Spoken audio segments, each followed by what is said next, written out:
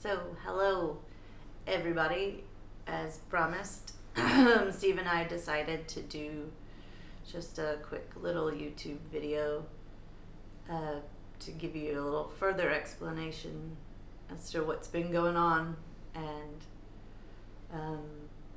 for those of you who feel like this came out of the blue and you're confused and you don't understand, I felt maybe just a tiny little video to help you understand better, not just what I'm going through, but depression in general, so that you also know what to look for in those close to you. Clinical depression is different than periodic depression because it has to do with the chemicals and the synapses in your brain. So basically your brain doesn't work like other people's brains. And the easiest way to show it, I looked everywhere, but the easiest way to show it is with this graphic right here, showing how an average brain produces plenty of the hormones and chemicals needed to run a happy, balanced brain, and then the brain that doesn't provide as many. I'm not a doctor, obviously. The way my therapist explained it to me is to think about somebody who is diabetic, which I'm very, very used to with my brother and sister being diabetic. It's a physical condition. You can see that part of their body does not work. It does not produce insulin. Therefore, they have to put insulin in every day to survive. Well, the way my brain works is it doesn't produce serotonin and dopamine and what was the other, and epinephrine, or again, not a doctor. So I have to put that into my body every day in order for my brain to work properly. And it's different in the way that I won't die immediately if I don't have it, but it will deteriorate my brain to a point where I don't feel like living anymore. I actually did not know for the longest time I had mental health issues. I assumed everybody had these thoughts and everybody felt this way because I was a teenager at the time. It wasn't until an extremely bad event where I then did start cutting myself, and my then boyfriend and still best friend John told me, he said, "Hey, you have depression, you need to go to the doctor." And even made sure I told my mom that I needed to go to the doctor because I didn't personally recognize it. It had never been talked about in my family. It never happened, so we didn't know what to do about it. So I do have to thank John for intervening early on, and I just wish that I had found the doctors that I have now back then. Well, since I got diagnosed with major depressive disorder and high anxiety at around 17 or 18, I do believe, I've been to countless psychiatrists, psychologists, therapists. I've been on every medication that has come out. At one point in my life, I was on such a high dose of medication that other people that were on that medication couldn't believe that I was still functioning as a normal human being. I even, at one point when I was living in Turkey, was doing online therapy with a person in America. I was doing in-person therapy with a Turkish psychiatrist, and I was doing yoga and chakra therapy with my yoga teacher as well, all simultaneously.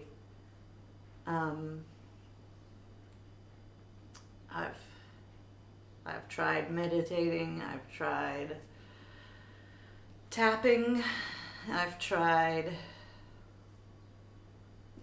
having a hobby, I've tried keeping myself busy, I've tried adjusting my medications, and I've even tried just finding the answer at the bottom of a bottle. But so far, it's not worked. And so I'm hoping that this place will give me some new tools and some new ways to be happy-ish, at least. I think generally I do love to travel, and if you've known me, I don't stay in one place for too long. It does help. Travel does help because it's what I like to do. Which obviously COVID has played a big part in adding to the pressure of my depression, because not only can I not travel to places, I can't even travel to a restaurant. But it is, every time I move, it's a massive reconstruct for me, because I have to, one, make sure I have enough medication for my previous doctor to last at least a month into my new country, so that I have that time to find a new doctor. Then I have to find a doctor, a licensed psychiatrist, or a GP, depending on where you are, or a hospital even, that speaks English, so that I can explain to them. I have to check and see if the country even allows the medication that I take, because not all countries allow all medications. So if that's the case, then I have to start all over on new medications and new therapies, and if that happens, that takes at least a month to adapt to. So far, I've been pretty lucky in that, I've found English-speaking doctors to help me out, but I am concerned about our next move. So I will be, if anybody has any tips for Malaysia and this, I would be very grateful for that. He says try not to get emotional. It's not going to happen. I cannot believe how many people have donated to help me with this. We don't earn any money here in Spain. The pay is terrible. We don't have money. So the fact that so many people who I know are also struggling, and I know also don't have money, have given me whatever they can to help me. It's very, I don't know what to say other than I think thank you so much. And all of the messages that I've gotten, you feel so alone so much, and you don't want to reach out to people because you feel like you're a burden, or you're going to be bothering them during their lives. And so